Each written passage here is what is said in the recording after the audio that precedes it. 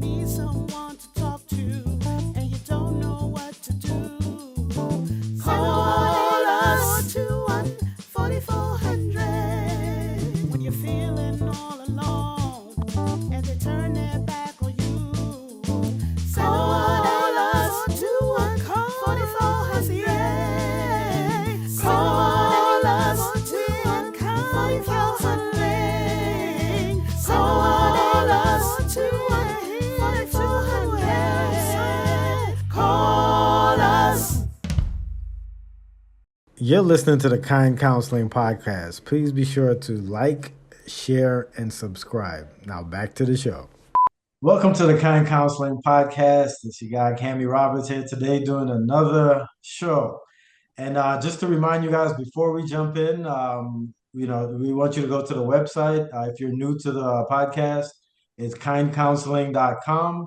That's where we tell you about all the mental health work that we do, as well as we have some merchandise that we have, some hats, t-shirts, cups, hoodies, that kind of stuff, if you guys are interested. But let's jump into the show. Today we have a special guest, Mr. Mike Vaughn, all the way from Nashville, Tennessee. How you doing, sir? I'm good, Cammy. How are you? Good, good. All right. So if you could just tell us a little bit about yourself, if you can introduce yourself, that would be great. Sure. So, started out in my professional life as a therapist. I still actually see clients just a little bit. Really did the bulk of my individual work with clients for the first 20 years. And then a couple years ago, I took over as the executive director of a nonprofit called Bethesda Workshops. And so, what we do are intensive workshops for kind of all things related to sex addiction, to betrayal trauma, couples, and teens. And we do that in an intensive setting. So that is at our facility in Nashville, and it's usually between 3 to 4 days and it's group based. So we really find a lot of power in that kind of community that's forged when people come together to work on a common issue. And so I've been leading Bethesda for the last couple of years, but Bethesda has been around for 28 years now, actually 29 and almost. And so we have kind of this really long history of helping people recover from sex addiction and really kind of all the facets of that and the ways that it impacts so many different groups of people and families. Okay. All right. So since we're talking about sex addiction today, could you just define that for us? Because sometimes people are a little confused. Does that mean somebody have a high sex drive, or the words get thrown around a lot today? So Yeah. if you can just define that for us, I'd appreciate it.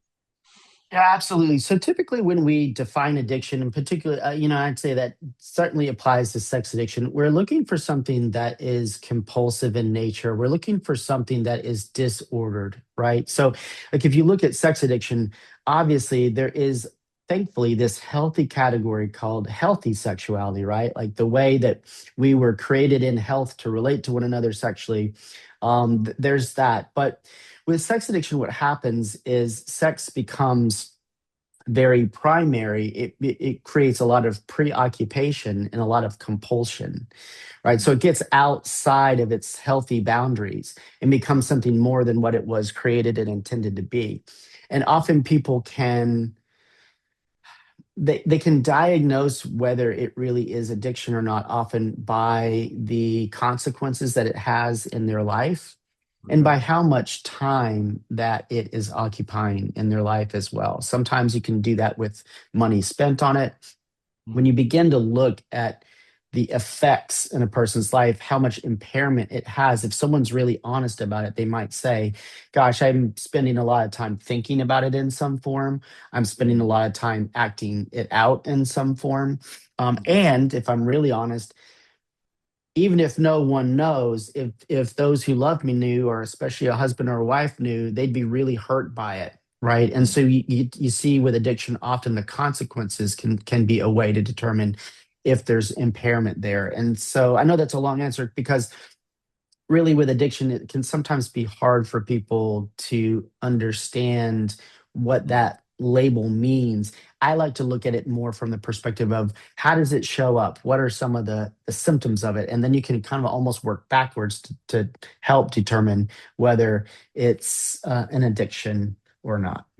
Okay, all right. So, in your clinical experience, I mean, what would you say are some of the reasons that people become addicted to sex, or become addicted to sex? This to me falls so often in the both the nature and nurture discussion that we often have, right? I Okay. think that at times there's very much a predisposition for some to be addicted to sex, just like there is for those to be addicted to alcohol or certain drugs or other things.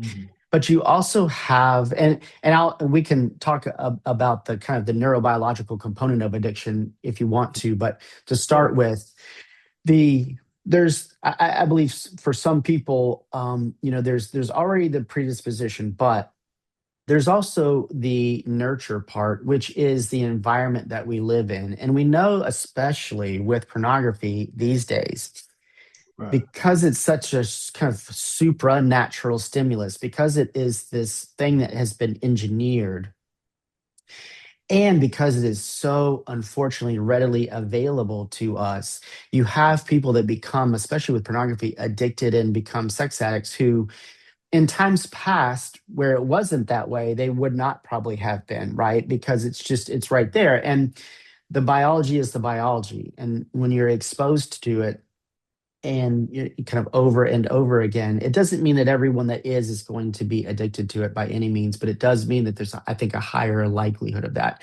So really, when you Right. think of how we get to that place, you have to think of it through both categories, I think. Okay. So, I mean, in some of the work that I've done, I found that usually psychological trauma and family dysfunction plays a big part in Yeah, that. absolutely. Would you agree with Yeah, that? Yeah. Okay. 100%. I think the nurture part around this is also exactly that, which is when you have trauma and deeper wounds. Let me say it this way. We know with any addiction that you're talking about a symptom, you're not actually talking about the root cause. And, That's and right. so with addiction, we know, well, that really addiction exists to medicate me against something else. And I think Right. sometimes the people mistake they make is they stop with the addiction itself, but that's never where it ends. Right. So I love what you said, because really the root is what you want to get down to. And so often that's some type of relational trauma in someone's life. Hmm. Hmm.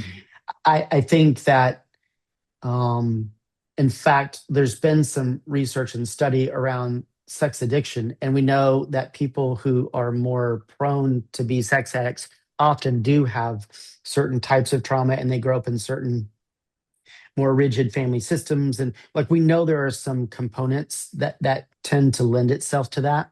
Hmm. On top of that, I think that with pornography too, um, number one, by the way, there's, in my opinion, no life without trauma, right? So when I meet clients and like I haven't had any trauma, and we start talking like, well, yeah, but actually you have, Right. because we're created for Eden and we're not living there. So there's going to be Right. some type of trauma in some way.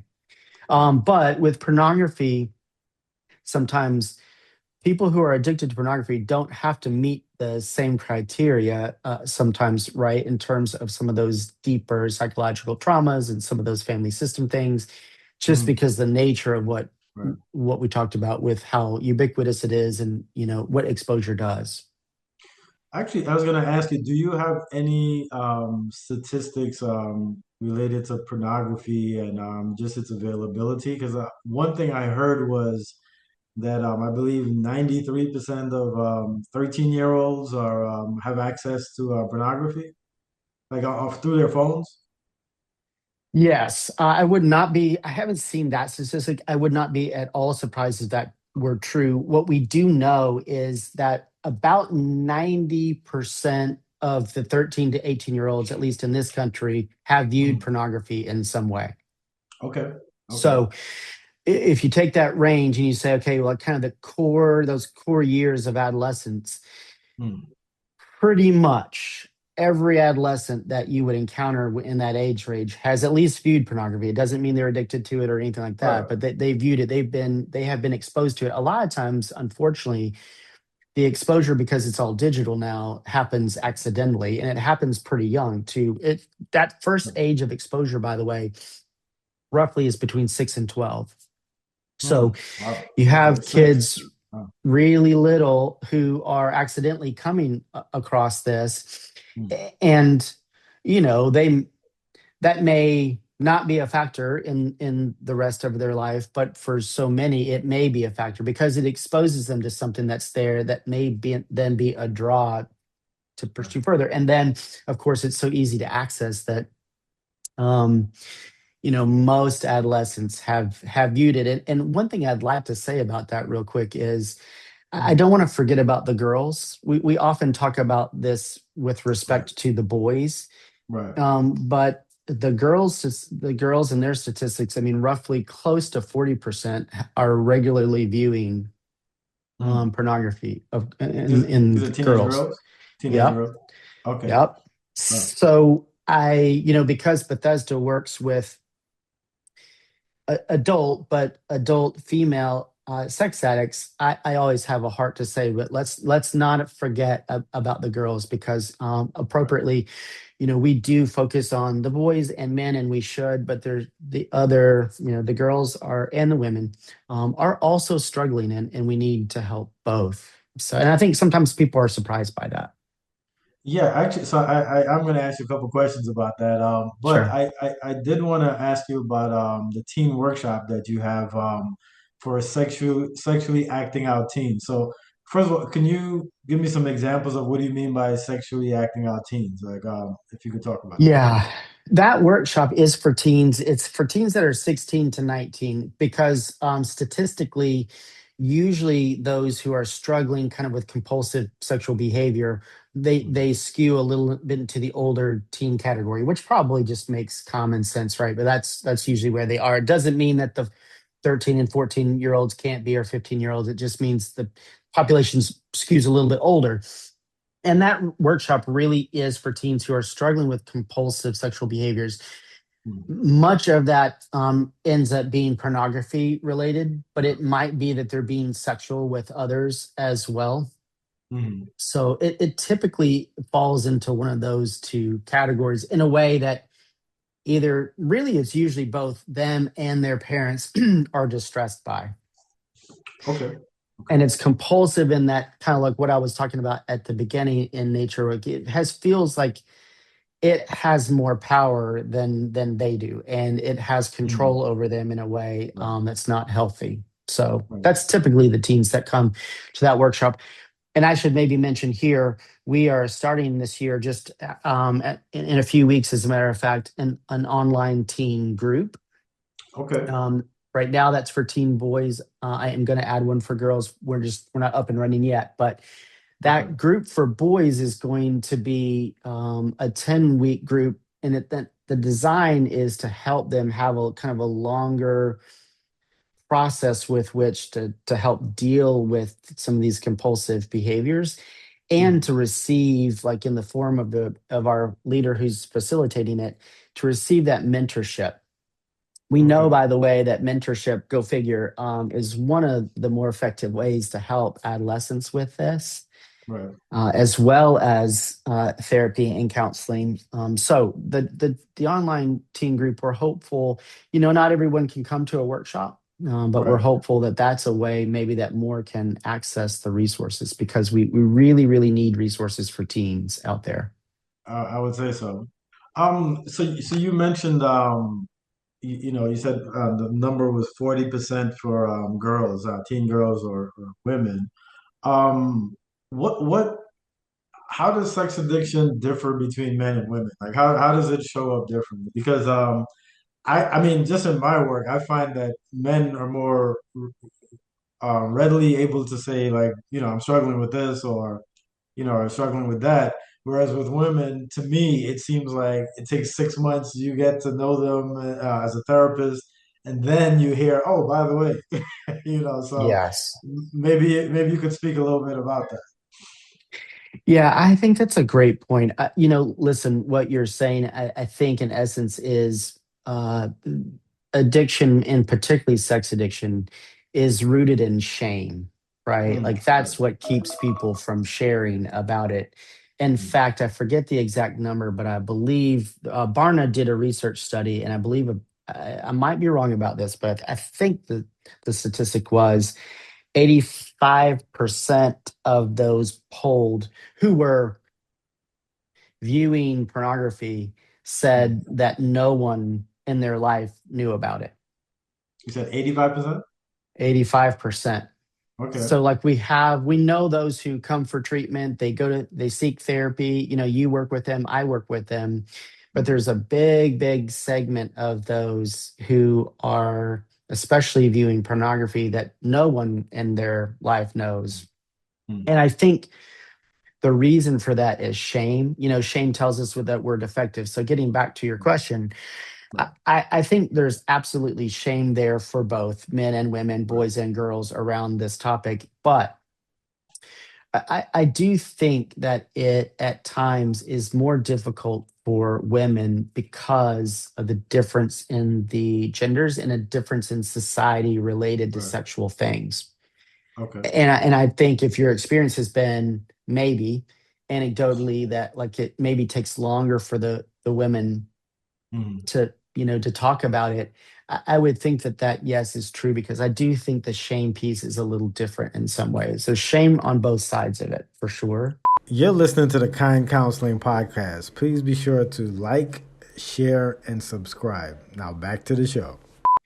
Okay. But often I Okay. think our language and our resources is also geared towards men and boys, which doesn't Mm, necessarily mean it's easier for them to talk about it. But I think there's more out there that's geared towards men and boys. And so then you have women, and they probably in some ways don't have as many places. In fact, I know they don't have as many places to turn mm. with the struggle as men and boys do. So I think that's what creates some of those differences.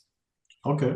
All right. I mean, that makes a lot of sense. So as you speak about shame, I mean, in working with, I did want to ask you, in working with addicts in general, I tend to find that the clientele can be very deceptive, manipulative, just because of, like you said, the shame that comes with it, and I mean, I have a couple horror stories about clients who, for months they would lead you to believe a certain thing.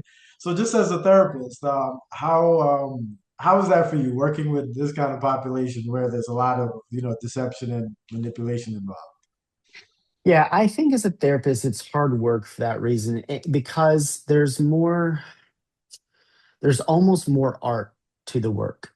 Mm, And what I mean by that is you have to have the faith and the trust that the information is going to come out in its right time. mm, The okay. thing about people, clients sharing this with us is oftentimes, again, if you think back to that statistics, they're going to come into our office and they at some point are going to share this struggle with us that they probably are not sharing or have not shared anywhere Mm, else. right. And so we have this incredible place of honor, but I know what you're saying in the sense that before that, even Mm, when we're asking them maybe direct questions and we're trying to be helpful, they're going to evade and dodge and they're going to right. make the work more difficult. I think there's a Mm, certain art to it, though, in allowing the process to unfold. mm, And to probably, for me as a therapist, what I've had to get better at is releasing the outcomes, mm, right, of the therapy practice. Not up to me if the person gets into recovery or not, right? Like that is solely their choice, of course, which we know. But I think sometimes helpers, both lay helpers and therapists right. and coaches, we can take on too much of the burden of someone else's struggle. And that's because we have a good heart and we want the best for them. Good point. But then Good that point. causes an unnecessary pull. So it is very difficult work when you're working with addiction because the other thing that's true is they may come out, they may talk about it, they may get into recovery, and Mm. statistically speaking, most people with addictions are going to relapse. Like they're going to have Right. continued struggle. So you Right. have to be able to kind of hang in there and walk that out with them.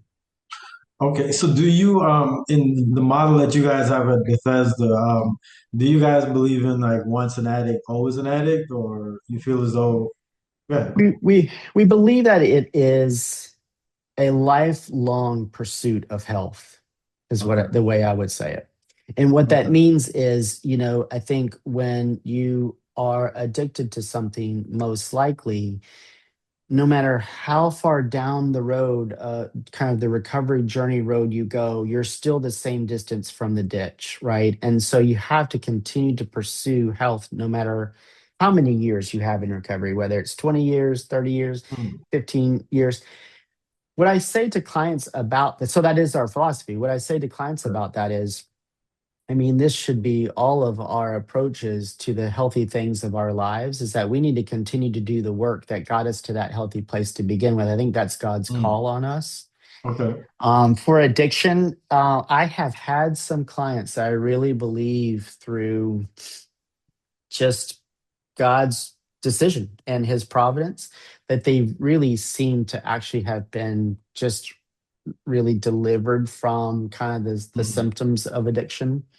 Okay. Uh, that's that's been very, very rare. The vast majority of people that I've worked with have had to make that lifelong commitment to do the healthy things that got them to that place and to keep doing those Mm. healthy things, which we know work when you do it. It's just Right. not that easy. If it were, then it wouldn't be addiction, and Right. all of that stuff. So I do think it does require a lifelong commitment. I really do. Okay. All right. Now, just in terms of obviously there's a God or a Christian component to your facility. So and you guys say that you focus more on a relationship with God as opposed to religious rules, right? Right. So if you could just explain the difference to the audience, like what would that look like or what would that mean? Yeah, relationships are the key to everything, Right. right? And healthy relationships are the key to health. It's the key to recovery. It's the key to understanding and relating to God. It's the bedrock of everything that we do. Mhm. The reason we say that is that some, especially maybe who have grown up in the church or have been part of certain kind of faith traditions, they've approached or they've been maybe even taught about a relationship with God as more kind of from a legalistic or rules based perspective. Mhm. And while God has given us, thankfully, these kind of ways to govern and to be healthy, He wants an actual relationship with us that is grace filled and grace Right. based. We'd be nothing, any of us, without grace. And so we Mhm. promote an understanding and experience of one another that's grace based and of God that's grace based because we believe that's the God of the Bible. Okay. And we also believe, and as it relates specifically to addiction, that most people are going to change as the result of a healthy relationship like that, so much more so than if someone sits with them and kind of gives them the list of rules and says, now just Right. do these, just stop it, right? That Right. kind of thing, which the stop it method doesn't work with addiction. It's too Right. complex of an animal. Right. And so that's why we write that. And that's the way we approach our workshops. It's not that we don't promote the the goals. It's not as though we don't believe God has given us standards to live by. It's that we really see one another and our relationship with God as an actual living relationship, just like we have with each other. Okay. All right. So now you guys are in Tennessee, obviously. So I work out of New York and Delaware. So Mhm. if someone from New York wanted to come to your program, is that like an online program or you have a residential program? Like how does that work? Yeah, so our workshops, typically, most of our workshops are 4 days in length. And so everyone that we work with comes to our facility in Nashville. And Okay. the way it works at our workshops is we spend the majority of most of those 4 days at our facility, and then at night, the group members go back to a hotel stay the night, Mm. come back to the workshop, and we do more work. So we do that over the course of 4 days. Yeah, so Okay. everything is in person in that sense. That we Okay. have two things that are not.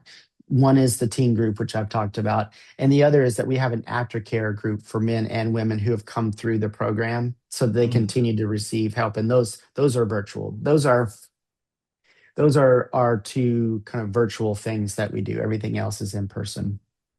Okay. All right. So, is there anything else about your program that you'd want to share with the audience, or anything you'd like people to know about? Yeah, I think it's about our program, but it's maybe larger than that, and that is, um, intensive work is really intense while you're doing it. It's why it's called Mm. intensive. Okay. And yet, we have found two things. Number one, the group community component, which sometimes scares people at the beginning, like, well, I'd rather just talk with my therapist, Mm. just me and my therapist about this. But Mm.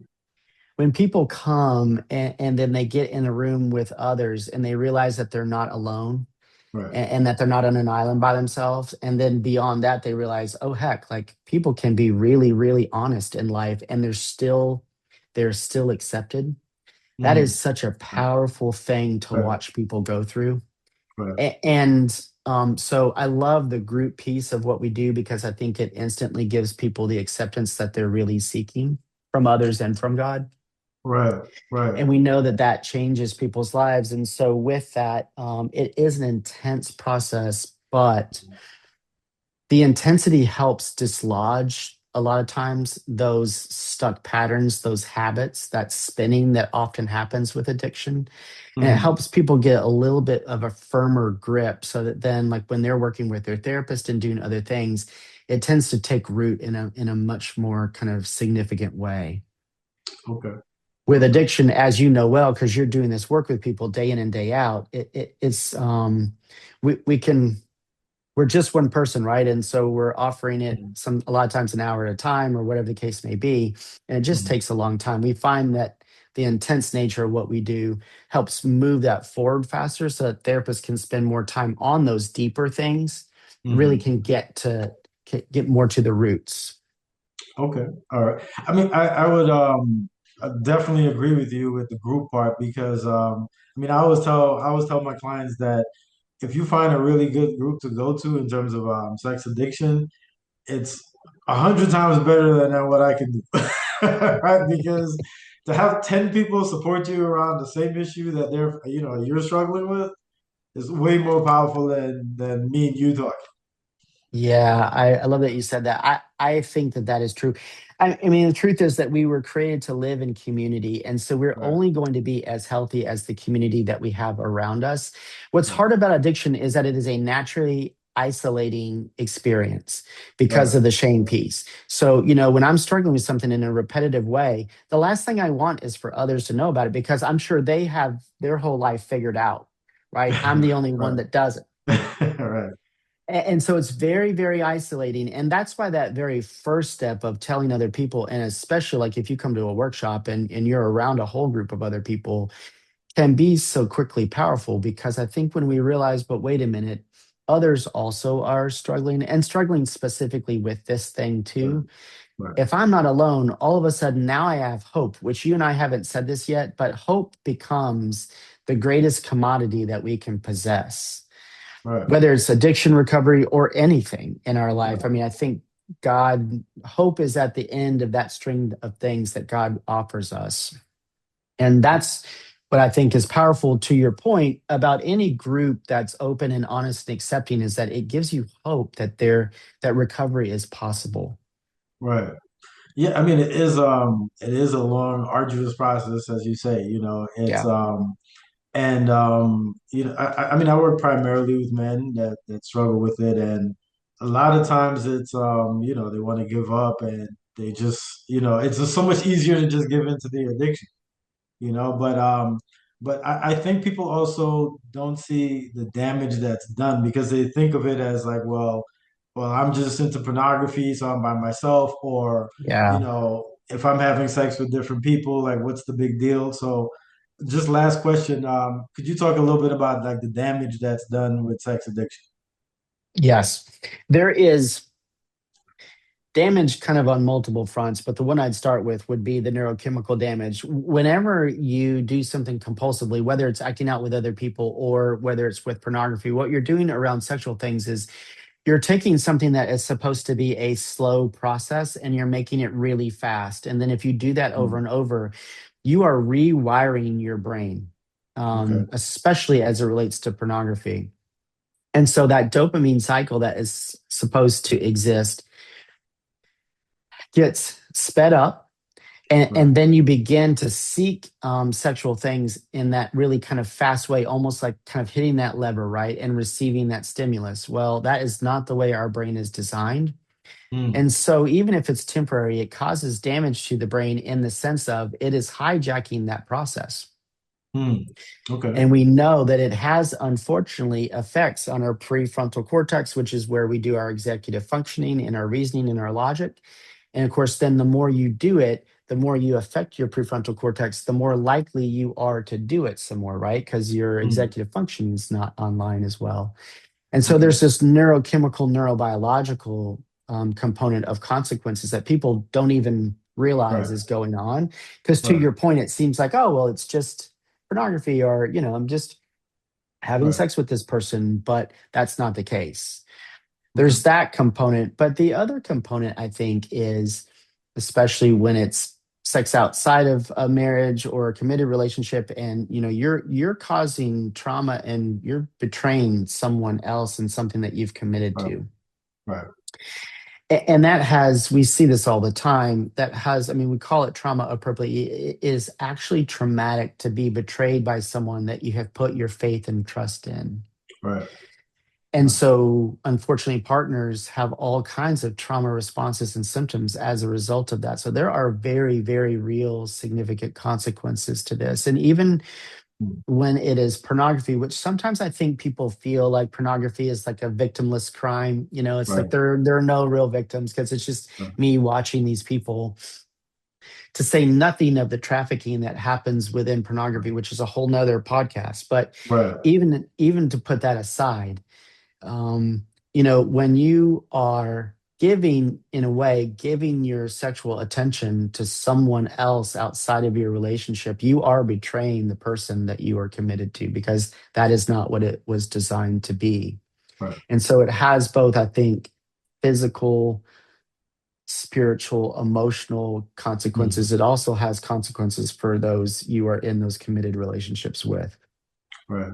As well as the children, as well as the people children. in community with that kind of stuff. Right. All of it. Right. It's this really systemic thing that I think, unfortunately, it feels like in our society. I think, especially around pornography, um, society is kind of colluded to make pornography less impactful and powerful than it actually really is. There's Right. this collusion around it. And so we need to be saying more. No, wait a minute. There are real impacts to this. And Mhm. let's deal with it in like as it is, which is that it's a significant issue. Okay. So Mike, I know you have to, take off, but I do want to ask you, how would, if someone wanted to come to your workshop, or someone was interested in services from Bethesda Workshops, how would they contact you? How would they get to your program? Yeah, thank you for asking. It's our website is bethesdaworkshops.org. Okay. So we're pretty easy to find. We're in Nashville, Tennessee. Really, if you started our website, just kind of anything that you would need is there. You can register for our workshop there. You can talk with our workshop coordinator there. Right. Really very simple to find us. And then if anyone wanted to email me, I'm certainly happy to give my email address. That's mvaughn@bethesdaworkshops.org. Okay. And we're gonna put your. Actually, do you guys have any social media? We have social media. Yeah, we have Okay. Instagram and Facebook as well. Okay. All right. So I'm gonna put all that information in the description when we put the podcast together. Okay, All right. sounds great. Um, any last words before you go? Yeah, for all those who are listening, if you're working with people who are struggling, hang in there. It's difficult work, but it's critical work that you are doing. And Mm. take care of yourself, because I think this is some of the hardest work that we do, frankly, and I've Yes. done a lot of it. And your Yes. Cammy's saying it is too. So take it from us. This is Yes. really hard work. So protect yourself, take care of yourself. For Right. those who are struggling, know that there is hope. There have been many before you who have found the resources, they have done the work, they're doing the work, and they are living a super healthy, recovered life. And I just always want people to know that there's hope in Mhm. this struggle because it can feel hopeless sometimes. Okay. Okay, Mike. So thank you so much, and Thank you. all the best. And thanks for joining us. Thanks so much, Kenny. All right. Have a good one. You too. If I ever took a loss, I learned a lesson. I won't ever think I'm better than the next man. I've been down before to come up, I ain't stressing. Baby, I'm too busy counting.